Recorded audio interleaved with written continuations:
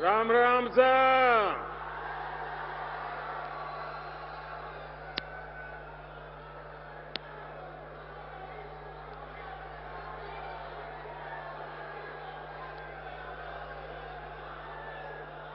भारत माता की, भारत माता की। शक्ति स्वरूपा जीण माता जी, सालासर बालाजी महाराज, बाबा खाटू श्याम जी और वीर गोगाजी महाराज ने मारो बारंबार प्रणाम। राजस्थान पराक्रम और परिश्रम की धरती है। ये वीर माताओं की धरती है। ये वीर बेटों को जन्म देने वाली वीर वीरांगना माताओं की पवित्र भूमि है। और इसीलिए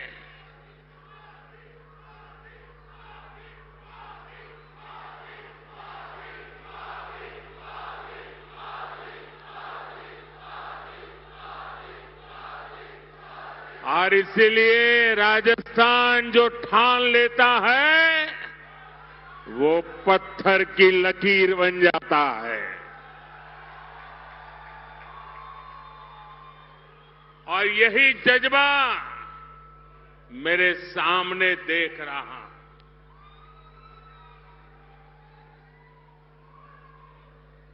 गर्मी और धूप ने भी हिम्मत की परीक्षा लेना शुरू कर दिया है। लेकिन आज देखिए, परमात्मा की कृपा, मौसम जरा ठीक लग रहा है। और जब कुदरत साथ देती है ना, तो इशारा भी करती है कि हवा का रुख किस तरफ है।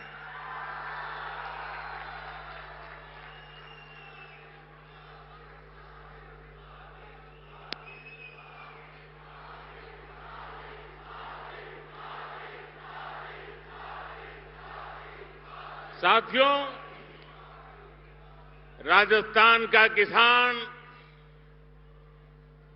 मेरे राजस्थान का नौजवान और आप सब माताएं बहनें इतनी बड़ी संख्या में दूर दूर से हमें अपना आशीर्वाद देने आए हैं। और पूरा राजस्थान कह रहा है, फिर एक बार, फिर एक बार, फिर एक बार। और आज चूरू ने ये बता दिया है कि 4 जून, 4 जून, 4 जून। और जब मैं चूरू आया हूं तो दिल्ली से नरेंद्र देवेंद्र के लिए आशीर्वाद मांगने आया है। और जब नरेंद्र देवेंद्र के लिए आशीर्वाद मांगता है तो आप लोग छप्पर फाड़ करके दे देते हैं।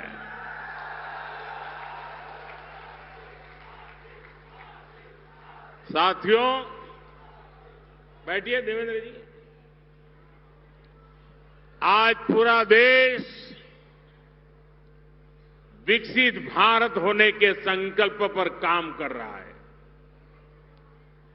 और इसमें राजस्थान की बहुत बड़ी भूमिका है। जब राजस्थान विकसित होगा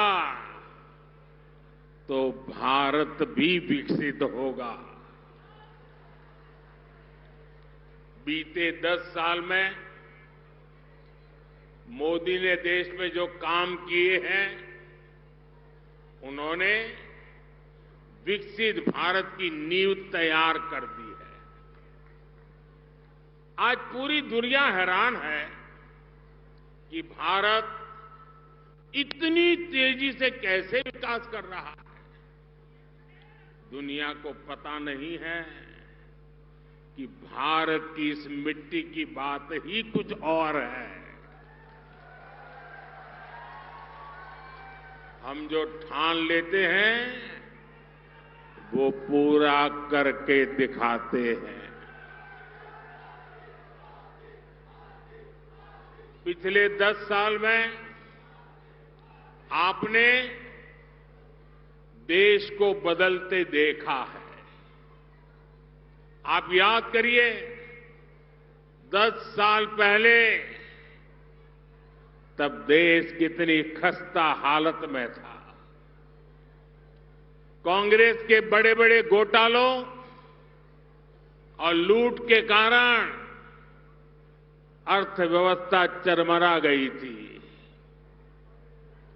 दुनिया में भारत की साख गिरती जा रही थी। आजादी के इतने दशक बाद भी देश के लोग जीवन की छोटी छोटी जरूरतों के लिए जूझ रहे थे। करोड़ों गरीबों के सर पर छत नहीं थी। करोड़ों लोगों को पीने का पानी उपलब्ध नहीं था। हमारे गांव अंधेरे में डूबे थे। वहां बिजली भी नहीं पहुंची थी और लाखों करोड़ की लूट से सरकारी खजाना खाली ही रहता था। आप लोगों ने भी सोचा होगा लिया, जब हालत इतनी खराब थे, इतने दशकों तक बुराइयां थी, तो इसका मन पर भी असर होता है। और आप सब देशवासियों ने मान लिया था कुछ बदल नहीं सकता, अब देश का कुछ हो ही नहीं सकता। हर कोई निराशा में डूबा हुआ था। इसी हताशा निराशा में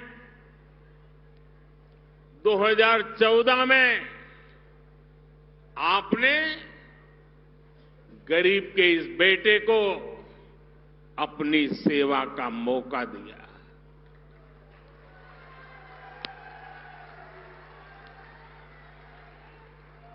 हताशा निराशा ये मोदी के पास भी नहीं फटक सकती। और मैंने तय किया कि हालात बदलने ही होंगे। और मेरे लिए तो मेरा भारत मेरा परिवार है। हमने ईमानदारी से काम किया। कोरोना जैसा इतना बड़ा संकट आया, दुनिया सोचने लगी थी कि भारत तो बर्बाद हो जाएगा, दुनिया को भी बर्बाद कर देगा। लेकिन इसी संकट में हम भारतीयों ने अपने देश को दुनिया की 5वीं सबसे बड़ी अर्थव्यवस्था बना दिया।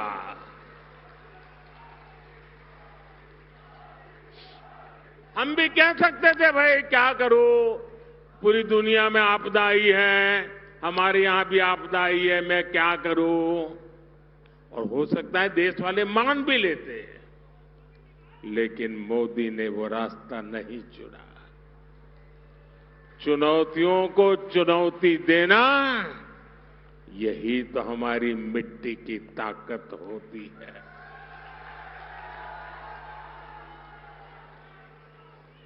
और हमारे राजस्थान में तो कहते हैं, अपनी करनी पार उतरनी।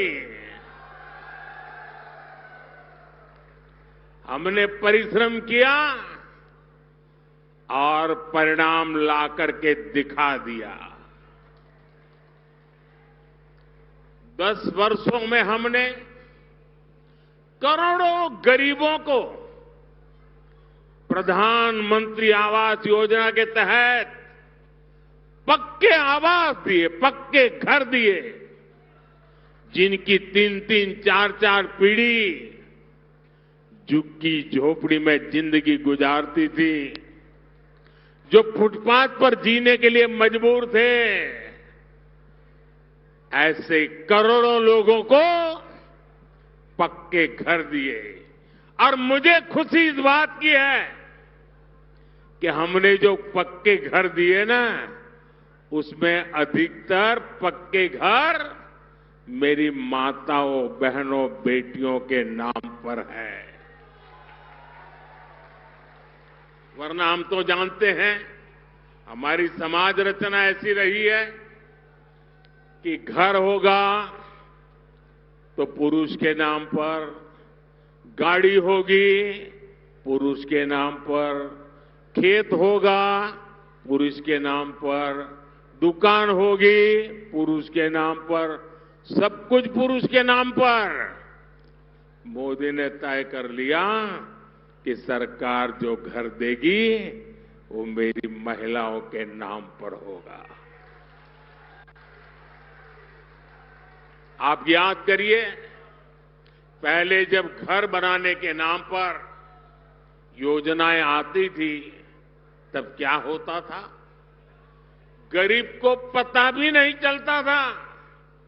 उसके नाम का पैसा सरकार में बैठे लोग और उनकी पार्टी के लोग खा जाते थे। लेकिन अब पैसा सीधे गरीब के खाते में जा रहा है। अब गरीब को पक्का घर भी मिल रहा है, घर में जरूरत की सुविधाएं भी मिल रही है। साथियों, आज जब हम जल जीवन मिशन योजना लेकर घर घर में पानी का कनेक्शन भी देने का लगातार प्रयास कर रहे हैं। राजस्थान में करीब 50 लाख घरों में पीने का पानी पहुंचाने का कनेक्शन दिया जा चुका है।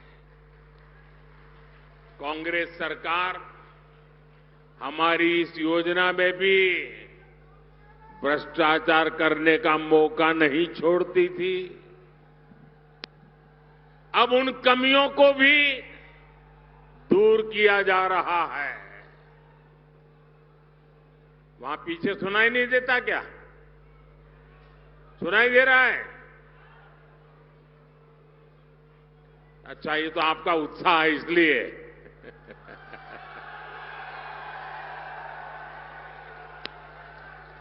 देखिए, राजस्थान के 4.5 करोड़ जरूरतमंदों को हर महीने मुफ्त राशन भी दिया जा रहा है। यानी जीवन के हर पड़ाव पर भाजपा सरकार गरीब के साथ खड़ी है।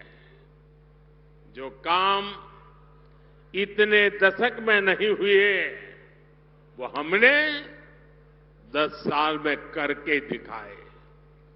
और इसलिए मैं कहता हूं, जब नीयत सही तो नतीजे सही। और साथियों, 10 साल में जो हुआ, लोग तो कहते हैं बहुत कुछ हुआ, पहले की सरकारों की तुलना में बहुत कुछ हुआ। आप भी कहते हैं, अरे मोदी जी तो रात दिन दौड़ते हैं, काम करते ही रहते हैं, सोते हैं कि नहीं सोते हैं, आप लोग बताते हैं, मुझे पता है। लेकिन काम कितना भी क्यों न हुआ हो, औरों की तुलना में अनेक गुना हुआ हो, लेकिन मोदी के मन की बात में आज चुरू में बता देता हूं। बता दूं? देखिए, जो अब तक हुआ है ना, वो तो ट्रेलर है, ट्रेलर।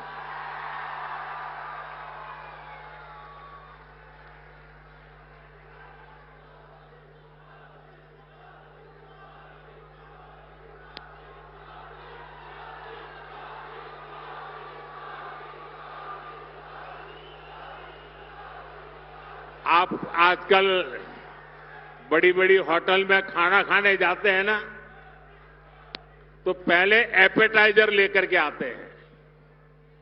थोड़ी थोड़ी 2-3-4 जरा बड़ी चटाकेदार चीजें परोसते हैं। तो कभी लगता है यार इतना आ गया, पेट तो भर गया, आप खाना क्या खाएंगे। ये जो मोदी ने किया है ना, वो तो एपेटाइजर है, एपेटाइजर। अभी तो पूरी खाने की थाली आधी बाकी है। बहुत कुछ करना है भाइयों, बहुत सारे सपने हैं। हमें देश को बहुत आगे लेके जाना है। साथियों, आज देश में मोदी की गारंटी की चर्चा हो रही है।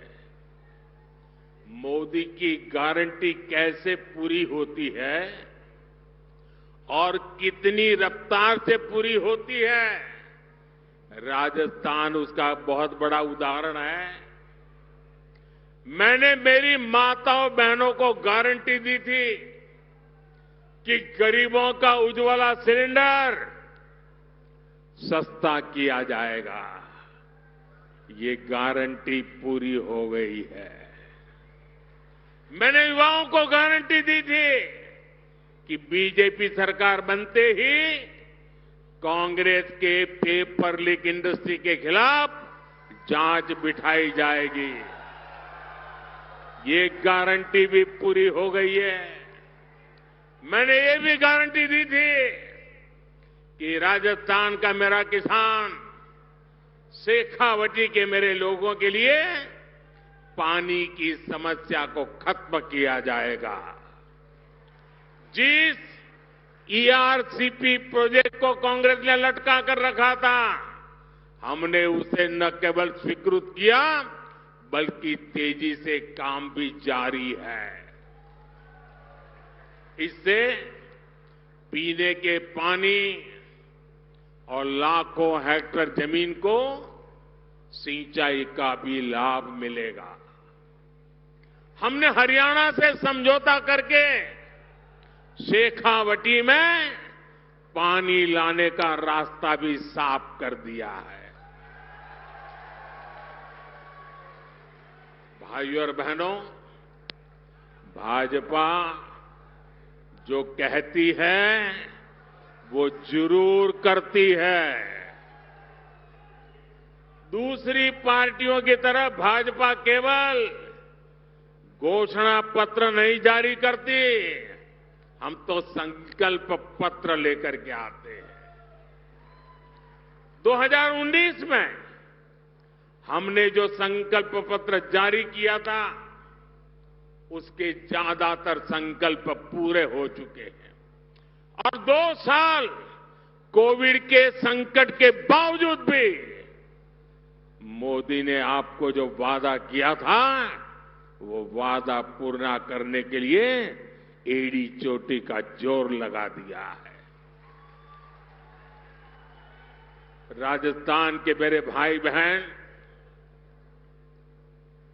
जम्मू कश्मीर की धरती पर जो मेरे वीर जवान शहीद हुए ना, उसमें मेरे इस शेखावटी के जवान भी शहादत मोली थी।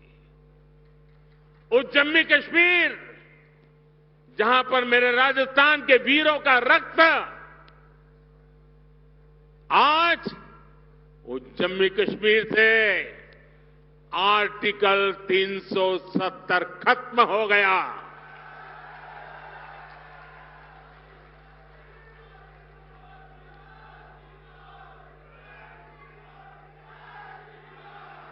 तीन तलाक पर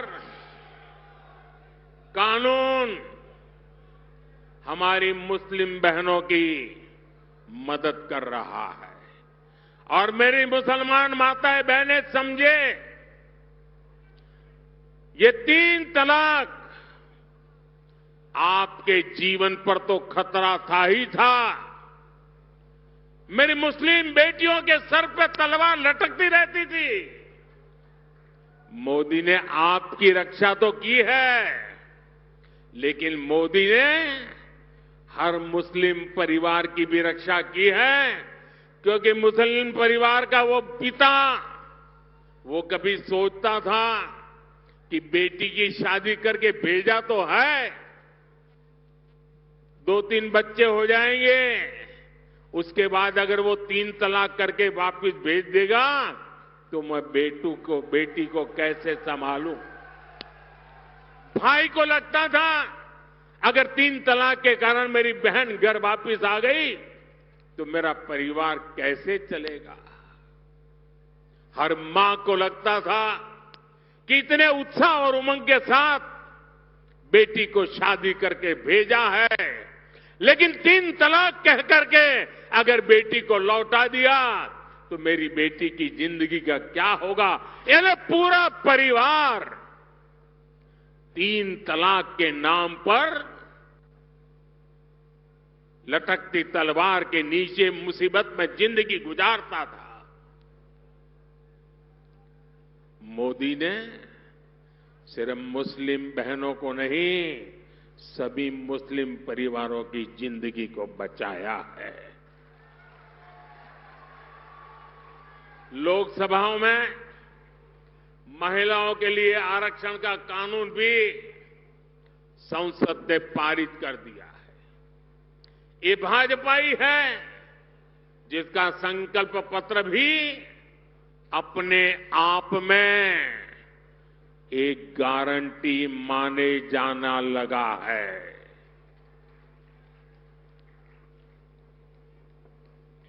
साथियों, आज जब मैं चुरू आया हूं तो कुछ पुरानी यादें भी ताजा हो रही है। इससे पहले मैं जब 26 फरवरी 2019 में चुरू आया था तो उसी समय देश ने बालाकोट में एयर स्ट्राइक की थी। हमने आतंकियों को सबक सिखाया था और तब मैंने जो शब्द कहे थे,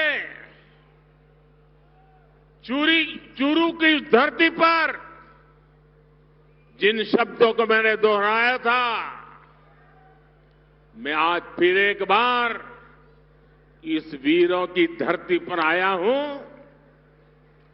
तो मेरे उन भावों को दोहराता हूं। तब मैंने कहा था, यही चूरू में कहा था, सौगंध मुझे इस मिट्टी की,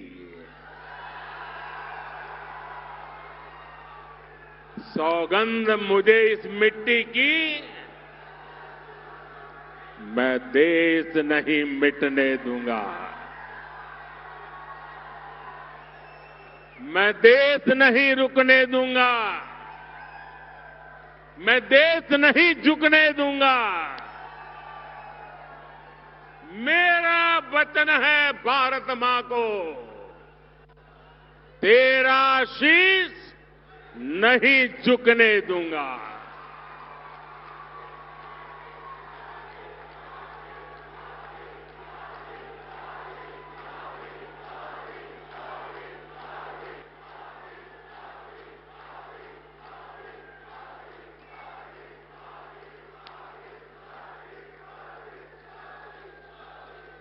लेकिन साथियों, आपको याद होगा हमारी सेना ने जब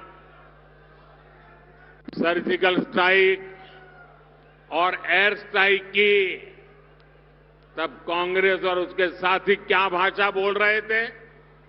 इसी गठबंधन गठबंधन के लोग हमारी सेना से शौर्य के सबूत मांग रहे थे।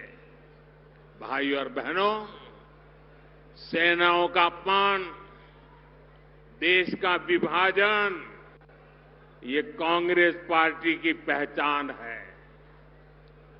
जब तक इंडी अलायंस के लोग सत्ता में रहे, इन्होंने हमारे जवानों के हाथ बांध कर रखे। दुश्मन हमला करके चला जाता था, ये जवानों को जवाब देने की इजाजत नहीं देते थे। हमारे जवान 1 रैंक 1 पेंशन की मांग करते थे, कांग्रेस ने इसे भी पूरा नहीं होने दिया। हमारी सरकार बनी तो हमने सैनिकों को 1 रैंक 1 पेंशन का अधिकार भी दिया और सीमा पर पलटवार करने की छूट भी, खुली छूट दे दी है। आज दुश्मन को भी पता है ये मोदी है, ये नया भारत है। ये नया भारत घर में घुसकर मारता है।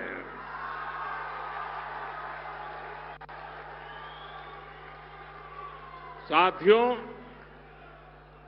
देश हित से भी ज्यादा कांग्रेस ने हमेशा तुष्टीकरण को प्राथमिकता दी है।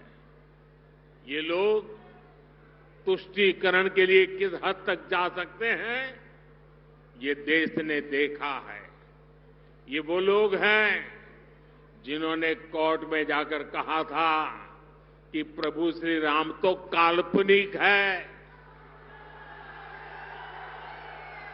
अभी कुछ महीने पहले ही अयोध्या में भव्य राम मंदिर का सपना पूरा हुआ।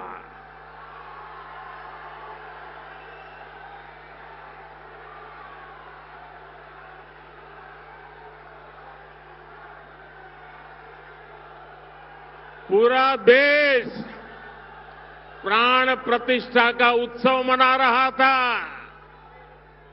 लेकिन कांग्रेस पार्टी खुलेआम हमारी आस्था का अपमान कर रही थी। साथियों,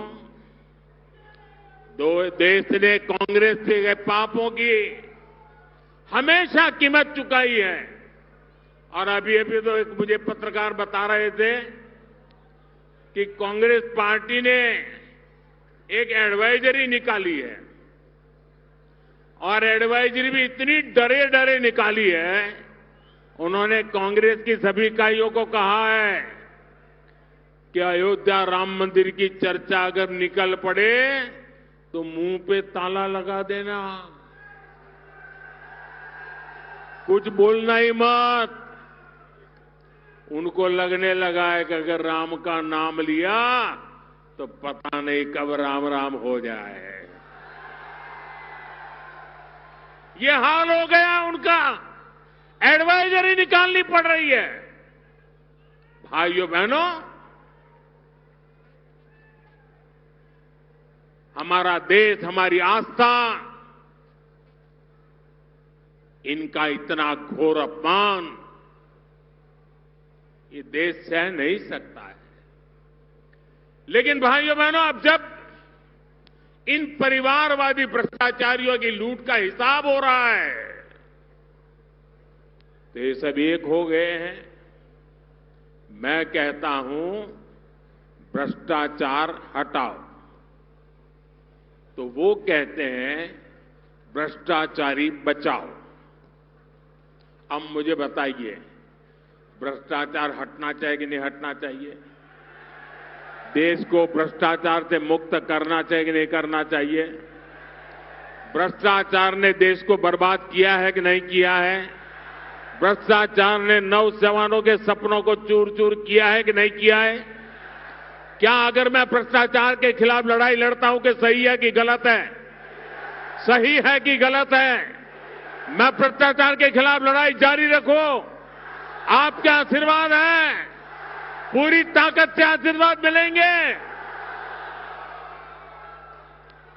आपने देखा होगा इस समय घमंडिया गठबंधन के लोग चुनाव की रैलियां नहीं कर रहे हैं, भ्रष्टाचारियों को बचाने की रैली कर रहे हैं। आप मुझे बताइए, कांग्रेस के सांसद के ठिकाने पर छापा पड़ा और वहां से अलमारी में, बक्सों में बाबा साहब को दशकों तक भारत रत्न नहीं मिलने दिया। इन लोगों ने देश में आपातकाल लगाया, संविधान को बंधक बनाया। इस इंडियन लाइन्स के लोगों ने कभी पिछड़ा वर्ग आयोग को संवैधानिक दर्जा नहीं दिया। दशकों पुरानी ये मांग मोदी ने पूरी की। भाजपा ने देश को दलित राष्ट्रपति दिए, देश की पहली आदिवासी महिला राष्ट्रपति दी, लेकिन इन्हें चुनाव हरवाने के लिए इंडी गठबंधन वालों ने पूरी ताकत लगा दी। अब 19 अप्रैल को शोषितों, वंचितों के ऐसे विरोधियों के साथ क्या करना है आपको पता है ना? 19 अप्रैल को क्या करना है पता है ना? पता है ना? अपने यहां राजस्थान में कहते हैं, अकलमंद ने इशारो ही गणो। साथियों, चूरू में भाई देवेंद्र झांझड़िया जी, झुंझुनू में शुभकरण चौधरी जी, सीकर में स्वामी सुबेदानंद सरस्वती जी, मैं आज आपके पास उन सब के लिए आशीर्वाद मांगने आया हूं।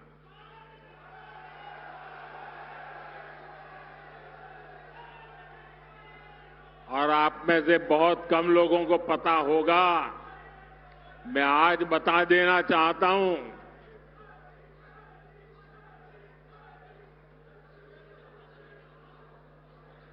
चूरू में जो उम्मीदवार है देवेंद्र और दिल्ली में है नरेंद्र। आप में से बहुत कम लोगों को पता होगा, देवेंद्र के साथ मेरा बहुत पुराना निकट नाता रहा है।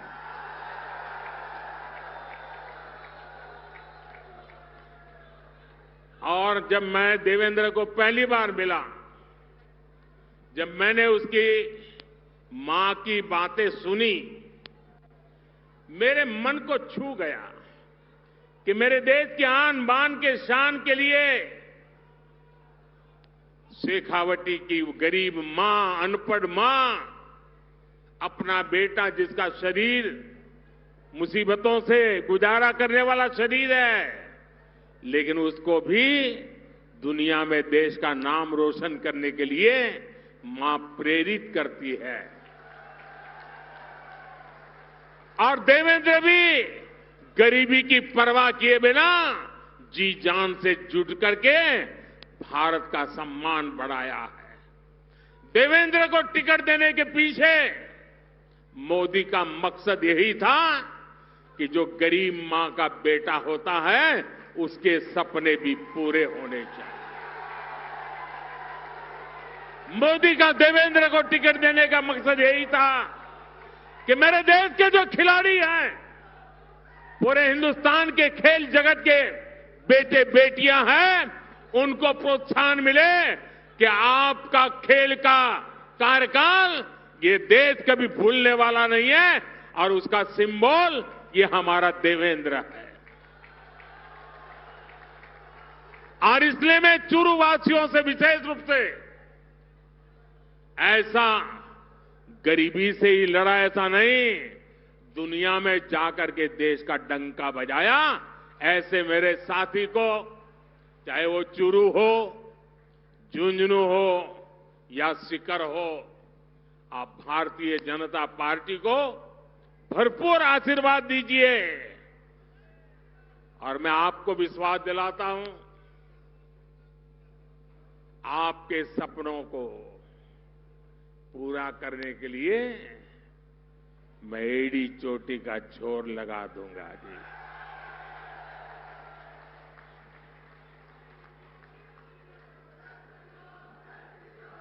गर्मी कितनी क्यों न हो, मतदान पूरा होगा कि गर्मी के कारण मतदान कम होगा, ऐसा नहीं होगा ना। घर घर जाएंगे, माताओं बहनों को मेरी बात बताएंगे, चुनाव जीतने के लिए मतदान करेंगे। अच्छा, मेरा एक और काम करेंगे, मेरा पर्सनल काम है, करेंगे। घर घर जाकर कहना कि हमारे मोदी जी चुरू आए थे और मोदी जी ने आपको प्रणाम भेजा है। मेरा प्रणाम पहुंचा देंगे। मैं यहां भाजपा के सभी वरिष्ठ नेताओं को भी सार्वजनिक रूप से प्रार्थना करता हूं। सार्वजनिक रूप से कभी कभी करना पड़ता है। ऐसा है कि चुनाव का समय है, हर किसी के जिम्मे बहुत सारा काम है, लेकिन इनको मन में रहता है कि प्रधानमंत्री जी आए और हम नहीं जाएंगे तो कैसा लगेगा। मेरी आप कार्यकर्ताओं से विनती है कि आप बिल्कुल मेरी चिंता छोड़ दीजिए। सभी कार्यक्रमों में वरिष्ठ लोगों को दौड़ने की जरूरत नहीं है। कोई छोटा कार्यकर्ता भी रहेगा तो मोदी भी छोटा है, छोटे के बगल में बैठ जाएगा। आप कृपा करके सभी कार्यक्रमों के लिए मत दौड़िए। मेरे साथ बोलिए, भारत माता की, भारत माता की, भारत माता की।